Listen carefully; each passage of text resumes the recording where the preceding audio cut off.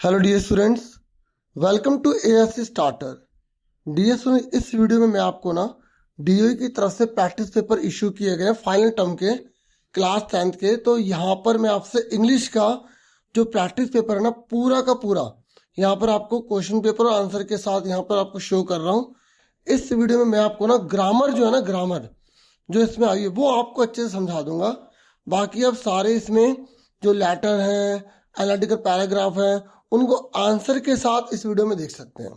Question answer भी जो है ना वो भी सारे आप यहाँ पर देख सकते हैं।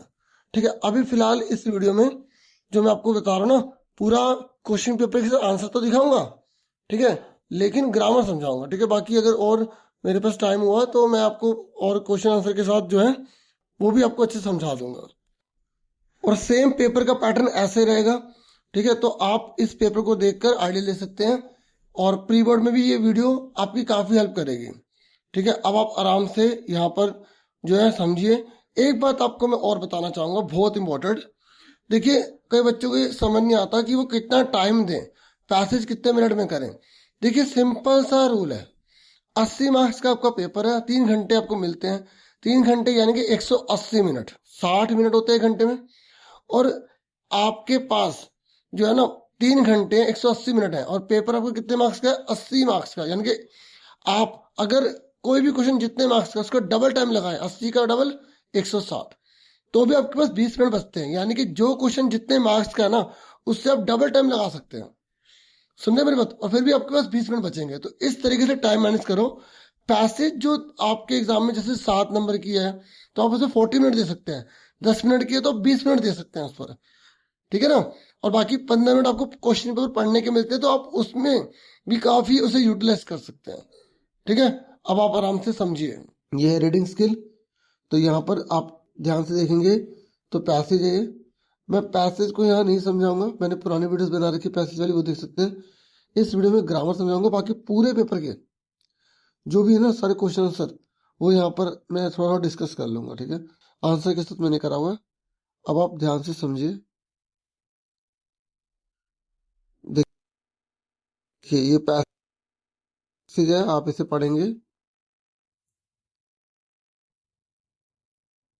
फिर पैसेज में क्वेश्चंस पूछे गए हैं।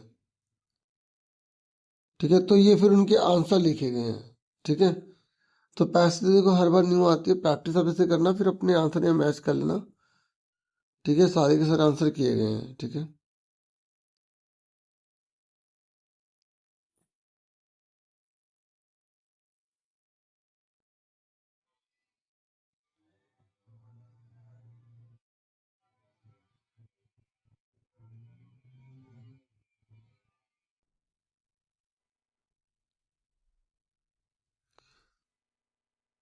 फिर एक और पैसेज आएगी, आपको उसे अच्छे से पढ़ना है। फिर पढ़ने के बाद फिर आपको जो क्वेश्चन है उसके आंसर देने हैं। ये आप देख सकते हैं, क्वेश्चन है फिर उनके आंसर है। मैं आपको एक बार ऑफिशियल जो पेपर है वो भी दिखा देता हूँ। ठीक है, हम इसमें ग्रामर डिस्कस करेंगे। ठीक है,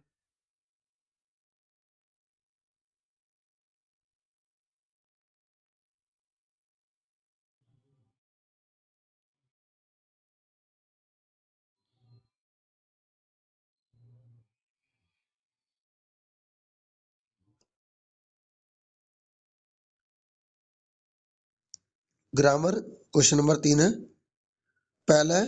और 12 में से आपको 10 करने होंगे, मैं सभी कराऊंगा। तो यहाँ पर इन्होंने बोला कि करेक्ट फॉर्म ऑफ आपको वर्ड यहाँ पे भरना है। ठीक है, the students simply dash by the motivational speech delivered by the guest speaker. तो ये पैसिव फॉर्म में है। ठीक है, और जब भी बाय लिखा आ जाए, ठीक है, तो आप समझ जाना। देखो, थोड़ा सेंटेंस का मीनिंग तो आना चाहिए, तभी आप अच्छे से कर पाएंगे। और यहाँ पर वर्ड लिखा है। ठीक है, और यहाँ पर लिखा है बाय, तो ये पैसिव फॉर्म को इंडिकेट कर रहा है। ये कह रहा है जो स्टूडेंट्स है ना वो बहुत ज़्यादा इंस्पायर्ड हुए थे, मोटिवेशनल स्पीच जो दी गई थी गेस्ट टीचर के द्वारा। ठीक है, तो पैसिव फॉर्म है तो यहाँ वर्ड के बाद यहाँ पे इंस्पायर्ड हो जाएगा। ठीक है, तो थर्ड फॉर्म लगाएंगे INSPIRED। ठीक है, आंसर मैं आपको दिखाई दूंगा। ठीक है, अभी पहले थोड़ा सा इसी में समझ लो। फिर सेकंड है, ये कह रहा है इस पूरी लाइन में मिस्टेक बताइए। तो यहाँ लिखा है neither of the two proposals have. देखिए मैं आपको बता दूं कि जब हम नीदर लगाते हैं ना, तो नीदर में हमें ये ध्यान रखना पड़ता है कि वो सिंगुलर को इंडिकेट करता है, और यहाँ पर हैव लगा के इन्होंने प्लूरल को इंडिकेट किया है। ठीक है, तो यहाँ पर क्या आएगा, हैज आ जाएगा। ठीक है, कमेटी ने ना कोई सा भी जो है प्रपोजल जो है ना वो अप्रूव नहीं किया, ये मतलब है इसका। अब नेक्स्ट देखिए थर्ड। देखो अब 3-4 साल पहले के जितने भी है ना पेपर वगैरह, उसमें जो ग्रामर मैंने करवा रखी होगी, आप उसको देखोगे और आपकी अच्छे से प्रैक्टिस हो जाएगी, कई चीज़ें मैच कर जाती हैं। ठीक है, आप कोई पेपर या कोई चीज़ ढूंढते हैं तो एएससी स्टार्टर चैनल का नाम लिख के ढूंढना, तब आपको आसानी से मिलेगी। और हो सके तो प्लीज़ वीडियो को लाइक हाइप वगैरह किया करो। अब ये करें my grand parents dash live in this house since they got married. तो यहाँ पर जो है ना एक कंटिन्यूस की बात चल रही है, और जो पास समय से होते हुए चली आ रही है। ठीक है, तो अब आप खुद बताइए यहाँ पर क्या आएगा। My grand parents live in this, देखो यहाँ पर ना दिस लगा है पेरेंट। ठीक है, तो दिस से ये पेरेंट के बारे में बता रहा है। पास्ट परफेक्ट कंटिन्यूस भी हो सकता था, लेकिन हमें सेंटेंस में देखना है। तो माई ग्रैंड पेरेंट्स यहाँ पर आ जाएगा। अब जो ग्रैंड पेरेंट्स में 2 जने हैं, प्लूरल हो जाएगा हैव बीन, और फिर लिव का क्या हो जाएगा, लिविंग हो जाएगा। हैव बीन लिविंग, रह रहे हैं। ठीक है, उसके बाद फोर्थ है, यहाँ पर बोला गया है कि आपको इसे रिपोर्ट करना है। ठीक है, रिपोर्ट किसको करना है, ये आधी लाइन यहाँ पे लिख के दे दी है, अब बाकी हमें इसे पूरा करना है। तो मैंने ना रिपोर्टिंग स्पीच की एक वीडियो भी बना रखी है 1 घंटे के आसपास। आप रिपोर्टिंग स्पीच, ठीक है, इसको रिपोर्टिंग स्पीच बोलो, डायरेक्ट इनडायरेक्ट स्पीच बोलो, बात एक ही है। ठीक है, तो आप ये रिपोर्टिंग स्पीच लिख के फिर एएससी स्टार्टर लिखेंगे, आपको वीडियो मिल जाएगी। अब देखो इसका आंसर देखो क्या होगा, जिनको आता है वो मैच कर लो। तो यहाँ पर आधा तो लिखा हुआ है कि टूरिस्ट ने कहा ऑफिसर से कि, अब देखो ये जो आई है ना, हम मान लेते हैं कि जो टूरिस्ट है वो लड़का है। ठीक है, तो ही लगा देंगे। ठीक है, ही लॉस्ट का क्या हो जाएगा, अब जब पास्ट इंडेफिनिट लिखा होता है ना, पास्ट इंडेफिनिट सेकंड फॉर्म लिखी होती है, तो जब हम आंसर करते तो हैड लॉस्ट, पास्ट परफेक्ट हो जाएगा। अब माई कौन है, टूरिस्ट है। अब हमने उससे लड़का माना है, तो यहाँ पे हिज लग जाएगा। लड़की माना होता तो हर हो जाता। बाकी सारा सेम है। अब मैंने देखो 5 तक रहे, सबके आंसर देख लो 5 तक, थोड़ा आपको और क्लियर दिख जाएंगे। देखो मैं क्वेश्चन और फिर इसके साथ आंसर एक साथ इसलिए नहीं दिखा रहा, जैसे क्वेश्चन है फिर आंसर दिखाऊं तो फिर सीधा आंसर पर नजर चली जाएगी, और फिर आप सीधे सीख नहीं पाएंगे, समझ नहीं पाएंगे। ठीक है, तो ये मैंने आपको सारा दिखा दिया, बता दिया। ठीक है, ये 5 तक ये मैंने आपको सारे यहाँ तक करा दिया। ठीक है ना, ओके। तो 4 तक मैंने आपको भी कराया। अब आगे देखिए, आगे करवाता हूँ। अब देखिए 5वां है, ये कह रहा है we hope that prompt action will be taken. मतलब उचित जो निर्णय है ना, उचित डिसीजन जो हम कह सकते हैं, या उचित कदम जो वो लिया जाएगा dash our grievance at the earliest. जो भी हमने ग्रीवेंस है ना हमें उस पर, तो यहाँ पे ऑन आवर, हमारी ग्रीवेंस पर लिया जाएगा जल्द से जल्द एक्शन। ठीक है, और ये से जुड़ी हुई है, इसलिए यहाँ पर ऑन को हमें लगाना पड़ेगा। ठीक है, ग्रीवेंस के अंदर हमें एंट्री नहीं करनी, उसे मोशन में नहीं लाना, और उसे द्वारा वगैरह का रेफरेंस वगैरह नहीं है, तो ये उससे जुड़ा हुआ है, इसलिए ऑन लगाना पड़ेगा। फिर नेक्स्ट है, यहाँ पर इन्होंने बोला है please check the flight schedule before leaving for the airport, he advised, उसने उसको एडवाइस करा। अब यहाँ पर ही एडवाइजर के आगे आपको ये पूरा खुद करना है आंसर कि भाई क्या होगा। ठीक है, अब देखो ही एडवाइजर ये ना इन्होंने लास्ट में लिखा है, तो आपको कंफ्यूज नहीं होना, हमें शुरू में लिखना होता है। यहाँ तक लिख दिया, अब क्या करेंगे, प्लीज लिखा आ गया यहाँ पे। देखिए इस तरीके के जो सेंटेंस होते हैं ना, प्लीज वगैरह, ये इम्पेरेटिव सेंटेंस होते हैं। और जब हम इनको आंसर में लिखते हैं ना, तो हमें हर के बाद टू लगाना पड़ेगा, टू। ठीक है, टू लगा के फिर check the flight schedule before leaving for the airport, सारा सेम रहेगा। देख लेना। देखो ये रिपोर्टिंग स्पीच वाले क्वेश्चन मत छोड़ना, ये काफी स्कोरिंग होते हैं। एक बार आपको रूल पता लग गया ना, आप आराम से इसे कर लेंगे। थोड़ा सा टाइम दे दो अपने आप को। अब सातवां क्वेश्चन देखिए।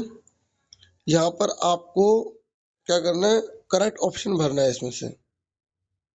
तो कह रहे using digital tools in classrooms has made learning. ये कह रहा है अगर हम डिजिटल टूल्स को क्लासरूम में जो है इंक्लूड कर चुके हैं और कर रहे हैं, यूज कर रहे हैं, तो उससे लर्निंग डैश इंटरेक्टिव हो गई है। और बच्चे जो है वो स्टडी में ज़्यादा एंगेज हो गए हैं। ठीक है, मतलब पढ़ाई करने लग गए हैं। तो यहाँ पर मोर आएगा। ठीक है, अधिक हो गई है। ठीक है, तो इसमें जैसा सेंटेंस है उसके अकॉर्डिंग। ठीक है, उसके बाद हम आगे बढ़ते हैं। देखिए इस पूरी लाइन में एक गलती है, आपको इन चारों में से पता लगाना है कि कौन सी गलती है।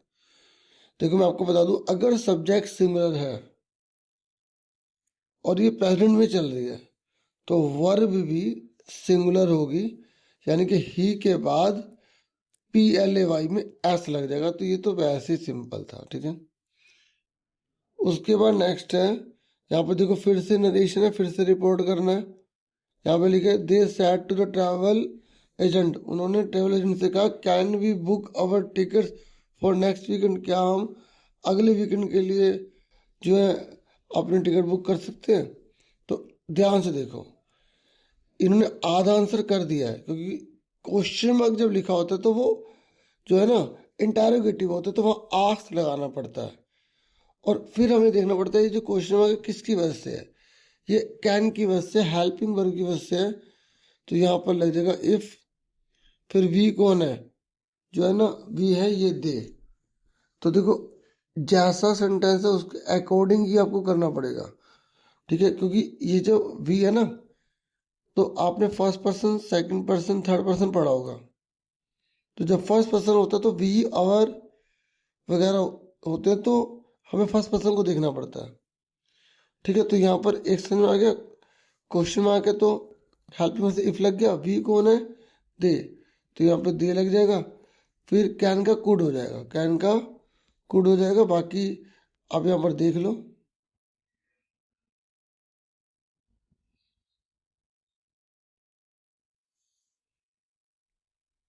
देखो they said to the travel agent, they ask to the travel agent हो गया। फिर इन्वर्टेड कोमा की जगह इफ लग गया।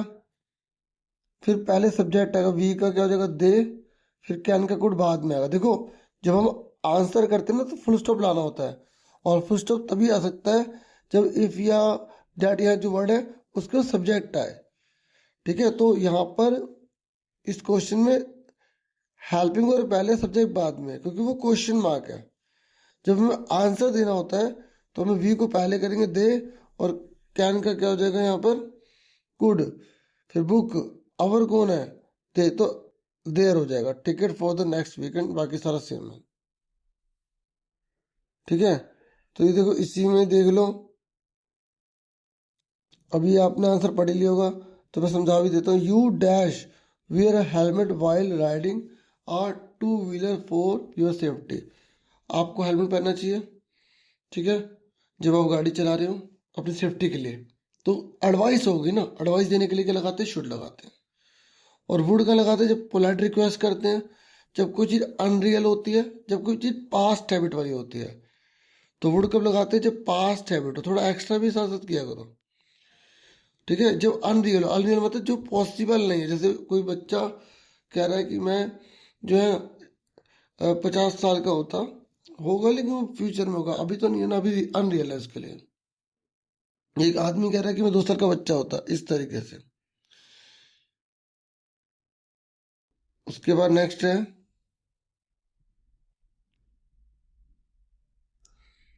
नेक्स्ट है यहाँ पर आपको इसमें से फिल करना है, क्या आएगा जो आपको सही लगे। ये कह रहा है book on the top shelf needs to be repaired before it can be issued again. तो यहाँ कह रहा जो टॉप शेल्फ पे पड़ी है ना उनको रिपेयर करना चाहिए, ठीक है, और दोबारा इशू करने से पहले, मतलब दोबारा इशू बाद में करना, पहले रिपेयर कर दो उसको। तो यहाँ पर क्या आएगा, देखो यहाँ पर ना हर बुक की इंडिविजुअली बात हो रही है, मतलब हर एक एक बुक को हमें चेक करना होगा। और जब हर किसी की बात करते हैं, हर किसी की, लेकिन वो एक एक करके करने की बात करते हैं तो उसे इंडिविजुअलिटी कहते हैं। तो ईच लगाया जाता है, और जब ईच लगेगा तो बुक्स नहीं आएगा, बुक लगेगा, ठीक है। मैं नहीं होता तो बुक्स लगा होता, फ्यू लिखा होता, सम लिखा होता तो बुक्स लिखा होता। लेकिन अगर बुक लिखा है तो सिर्फ ईच के साथ ही लगा सकते हैं इसमें, क्योंकि ईच हर एक एक बुक को अलग अलग देखने की बात करता है। फिर है 12th, ये कह रहा है आपको करेक्ट ऑप्शन भरना है। ये कह रहा है we have dash time left before the meeting starts, ठीक है। अब मतलब मीटिंग से होने से पहले थोड़ा सा समय रह गया है, so please finish your notes, अपने नोट्स जो है वो फिनिश कर लो। तो अब आप बताओ बेस्ट क्या होगा। देखो टाइम को हम गिन सकते हैं, नहीं गिन सकते, एक टाइम दो टाइम नहीं गिन सकते, हम मिनट को गिन सकते हैं, आवर को गिन सकते हैं, टाइम को नहीं गिन सकते। तो जो फ्यू है, आ फ्यू है, और जो मैनी है, ये जो है ना मैनी टाइम, मच टाइम, ठीक है ना। मैनी वहां लगाते हैं जैसे गिन सकते हैं, तो ये तीनों तो काउंटेबल हो गए लिटिल को छोड़ के। तो लिटिल जो अनकाउंटेबल है, तो यहाँ पर अनकाउंटेबल वर्ड आएगा। देखो कुछ चीजें अगर हमें रूल पता है ना तो हम उससे आराम से कर पाएंगे, ठीक है। अब मैंने यहाँ पे आपको सारे फिल इन द ब्लैंक्स, ये जो ग्रामर है वो आपको अच्छे से समझाने की पूरी कोशिश की है। अब ये लेटर राइटिंग है, ठीक है। तो यहाँ पर इन्होंने बोला कि मीरा है कल्चर सेक्रेटरी के ऑफ समय स्कूल के, ठीक है। तो आप मीरा हो, तो ये कह रहा है कि आपको लेटर लिखना है DOSE, यानी कि डायरेक्टरेट या डायरेक्टर ऑफ स्कूल एजुकेशन को ऑफ योर सिटी, जो आपकी सिटी में। आपको बताना है कि भाई जो ना लोगों का ट्रेडिशनल आर्ट के प्रति जो इंटरेस्ट है वो डिक्लाइन हो रहा है, कम हो रहा है, उसको प्रमोट करने के लिए लेटर लिखना है। तो बिल्कुल सिंपल लैंग्वेज में लिखा गया, आप देख सकते हो। पहले अपना एड्रेस, क्वेश्चन में जो बोला उसके हिसाब से, फिर जिसको लेटर हम लिख रहे हैं कि भाई हम डिपार्टमेंट ऑफ सोशल एजुकेशन को लिख रहे हैं, भाई अवेयरनेस लाओ, आर्ट्स फॉर्म जो है ना ट्रेडिशनल वाली वो तो खत्म होती चली जा रही है, उसे प्रमोट करो। तो डियर सर मैडम, ये सिर्फ आइडिया के लिए ले लो क्योंकि हर बार लेटर नया आता है। देखो अब सिंपल सिंपल किस तरीके से सेंटेंस यूज किए गए इसको समझो। I wish to draw your attention, मैं आपको ध्यान दिलाना चाहता हूँ, to the declining interest of students. देखो ये सारा क्वेश्चन में से है कि बच्चों को जो इंटरेस्ट है ना वो डिक्लाइन हो रहा है किसमें, in traditional art form such as. बाकी आपको एग्जाम्पल 5, 6 और 10, 12 पता और बड़ा कर दो। देख लो ना सारा यहाँ से क्वेश्चन से ही लिया गया है, लिखा गया है ना। तो उसी को आपको ध्यान से करके ना आराम से लिख देना। फिर आपने जैसे बहुत सारे यहाँ पे जो अलग अलग ट्रेडिशनल आर्ट फॉर्म बता दी, 4-5 और बता देना। ये कह रहा है मॉडर्न लाइफ स्टाइल हो गया, डिजिटल एंटरटेनमेंट हो गई है। तो बहुत सारे जो स्टूडेंट्स है वो अनअवेयर है जो हमारा कल्चर रिच है हेरिटेज में। तो स्कूल जो सबसे बड़ा रोल निभा सकते हैं, वे स्कूल ही तो करेंगे, जो बच्चों को काम देंगे बच्चे करेंगे। ठीक है, मैं रिक्वेस्ट कर रहा हूँ कि स्कूल के अंदर folk music, dance, handicraft workshop school के करिकुलम में लगाई जाए, रखी जाए, और कल्चर फेस्टिवल करवाया जाए, आर्टिस्ट को इनवाइट किया जाए, जिससे क्या होगा उनकी इनकम बनेगी। तो वो जो है ना हम चाहते हैं हमारा कल्चर बना रहे, वो जीवित रहेगा, ऐसी बहुत सारी एक्टिविटीज करके। तो ये हो गया। उसके बाद अगर आप ये नहीं करना चाहते तो आप ऑप्शन में है, आपको यहाँ बोला गया कि स्नेहा हो, ठीक है, और लिटरेरी क्लब सेक्रेटरी को, ग्रीनफील्ड के स्कूल को आपको लेटर लिखना है एडिटर को, नेशनल डेली में, ठीक है। तो किस लिए लिखना है कि रीडिंग को प्रमोट करने के लिए, आजकल बच्चे रीडिंग का करते हैं, तो रीडिंग को प्रमोट करने के लिए लिखना है। वही पहले जो आपका खुद का एड्रेस है, डेट लिख देना। उसके बाद टू द एडिटर जो टाइम्स ऑफ इंडियन न्यूज़पेपर है। फिर आप सब्जेक्ट क्या है, declaring reading habits among students, main क्या है, रीडिंग हैबिट्स जो है कम हो रही हैं। फिर सही है मैडम। फिर वही चीज़ पैटर्न जब एडिटर को आते तो शुरुआत करते थ्रू द कॉलम या through the institute newspaper. I would like to highlight that declining interest in reading among student. देखो ये लाइन आप देख रहे हो क्वेश्चन में से लिखी गई है। फिर आपको थोड़ा सा अपने आप से जोड़ते ले जाना है। ये कह रहा है कि बहुत ज़्यादा यूज़ हो रहा है डिजिटल एंटरटेनमेंट का रीडिंग बुक, जो इसेंशियल है टू इम्प्रूव इमेजिनेशन वोकेबरी। देखो अगर आपसे बोला जा रहा है कि रीडिंग जो है ना वो करवाई जाए, तो आखिर रीडिंग इतनी इंपॉर्टेंट क्यों है, तो आपको उसके बारे में बताना पड़ेगा भाई, ये इसलिए इंपॉर्टेंट है भाई। क्या बताया क्यों इम्पोर्टेंट है, क्योंकि ये जो रीडिंग है ना, ये imagination vocabulary critical thinking skill को इम्प्रूव करती है। लेकिन अनफॉर्चुनेटली जो स्टूडेंट्स है ना, वो मोबाइल फ़ोन को प्रेफर कर रहे हैं बुक के मुकाबले। तो ये कह रहे स्कूल को जो है रीडिंग आवर्स, बुक क्लब्स या लाइब्रेरी एक्टिविटीज में जो है ना रीडिंग वगैरह कंडक्ट करवाने चाहिए। पेरेंट्स जो है वो एंकरेज कर सकते हैं करने के लिए।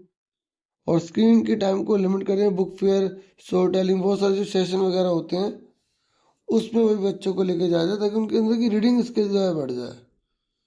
ठीक है, उन्हें मोटिवेशन मिले, एनकरेजमेंट मिले। इस तरीके से आप बता के बना के लिख सकते हैं। तो ये हो गया। फिर देखिए एनालिटिकल पैराग्राफ है, मैंने एनालिटिकल पैराग्राफ एक बहुत अच्छी सी वीडियो बना रखी है, आप वहीं से समझ लेना। एनालिटिकल पैराग्राफ लिखना, फिर एएससी स्टार्टर लिखना। मैं दोबारा अपलोड कर दूंगा उस वीडियो को, आप देख लेना। ठीक, कोई बात नहीं, आप बच्चों के लिए कर देंगे। ठीक है, तो ये देखो बहुत आसान लैंग्वेज में लिखी गई है। यहाँ पर आपको ना अलग अलग व्यक्तियों के सिचुएशन दे रखे, क्वेश्चन पेपर दिखाता हूँ। देखो एनालिटिकल पैराग्राफ में थोड़ा बहुत समझा रहा था ना, मैं बताता हूँ है क्या। देखो एनालिटिकल पैराग्राफ में ना ऐसे आएगा, आप ये वाला करो, ठीक है, ये आपको पूरा पढ़ना है, या आप ये वाला करो। देखो कितना बड़ा यहाँ पे दे रखा है एनालिटिकल पैराग्राफ, पता है आप मानोगे नहीं, एनालिटिकल पैराग्राफ छोड़ना मत, क्योंकि सारे आंसर इसी के अंदर होते हैं। मैंने बहुत अच्छे से डीपली ना एक वीडियो बनाई हुई है एनालिटिकल पैराग्राफ, आप एससी स्टार्टर लिखोगे मिल जाएगी। पता है इसमें क्या करना है, यहाँ पे ना दो व्यक्तियों के बारे में या तीन व्यक्तियों के बारे में जो ना उनकी क्वालिटीज दे रखी है, तो उसके बेस पर आपको ना इन व्यक्ति में से किसी एक को चूज करना है। ठीक है, तो आप किस बेस पर उस व्यक्ति को चूज करेंगे, तो तीनों को कंपेयर करना है आपको। ऐसे है ये, एक बार पढ़ के देखोगे आपको पता लग जाएगा। बाकी मुझे और टाइम मिला, अभी तो फाइनल टाइम है ना, तो मैं आपके लिए वीडियोस लेकर आ जाऊंगा। अभी ये प्री बोर्ड को आप अच्छे से कर लो और उस वीडियो को देखो। जैसे यहाँ पर एक एक्सेप्ट ये एक ये है, तो फिर आपको इन दोनों को कंपेयर करना है और बहस पता लगाना है। दो जनों के बीच की बात है, एक अरविंद है, दूसरा यहाँ पे कविता देसाई है। ठीक है, अब इसका आंसर देखो कैसे लिखा है। देखो अगर वो वीडियो देख लोगे ना तो आपको तो हेल्प मिलेगी, नहीं तो मैंने आपको यहाँ पे थोड़ा बहुत समझा दिया है, तो आप उसे समझने के बाद ये पढ़ के देखोगे, आपको पता लग जाएगा कैसे प्रेजेंट करना है। ठीक है, ये वाला करना है या आपको ये वाला करना होगा, ये वाला। ठीक है, तो सारा सारा जो जो है पैसेज में से ही सारी लाइन यूज की गई है और उसको लिखा गया है। ठीक है, फिर आपकी बुक में देखिए, फिर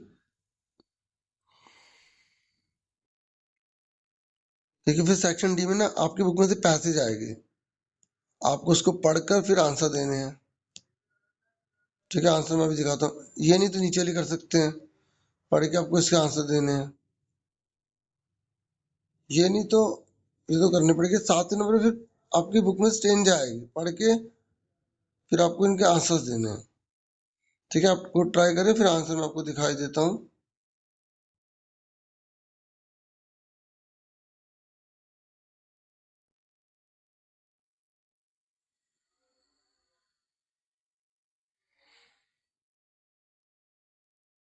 देखिए क्वेश्चन नंबर 6 है ना, जो दो पैसे दे रखे हैं, तो उनका आंसर है।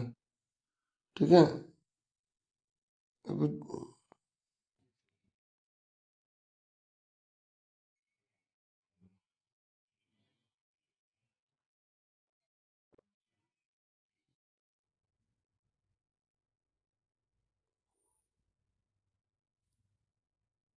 The book that save the earth है।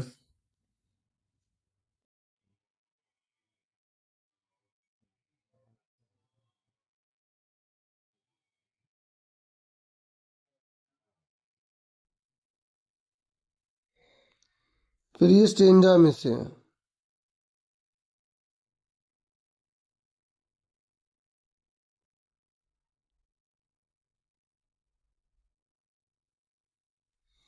फिर ये एनी ग्रेगरी में से है।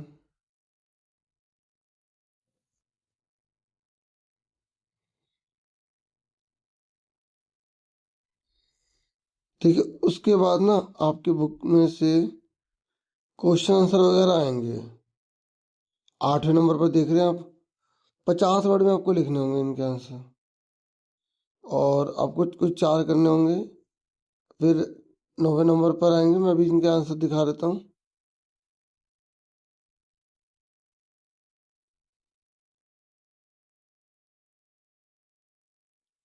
ठीक है, देखिए 8वें नंबर पे क्वेश्चन है, इसको पढ़ के आपको आंसर देने हैं।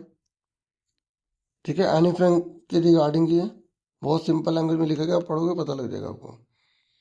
ठीक है, द ब्लैक एरोप्लेन में से है, organs of India, tiger in the zoo. फिर जितने वर्ड्स में बोला उसी वर्ड्स के अराउंड लिखे गए हैं। ठीक है,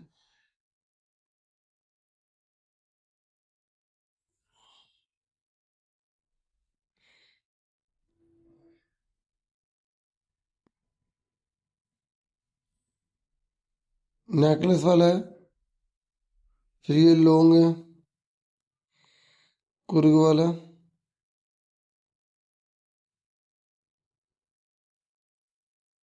ये बॉल पोएम में से।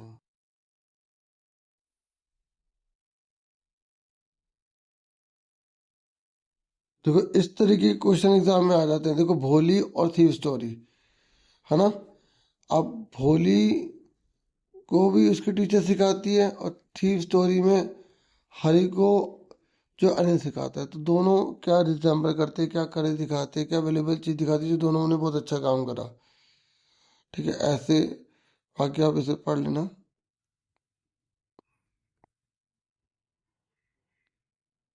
ठीक है, मेन क्या है, दोनों स्टोरी में आत्मनिर्भर बनना सिखाया था। फिर क्वेश्चन ऑफ ट्रस्ट है।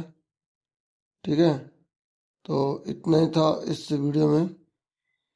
चैनल को सब्सक्राइब करना, वीडियो में इतना ही था। बाकी आपने आवाज़ देख ली होगी, थोड़ा रात के टाइम मैंने बनाई तो मुझे इतना आइडिया नहीं था कि आवाज़ ऐसे होगी। बाकी आगे से ध्यान रखा जाएगा। Thank you.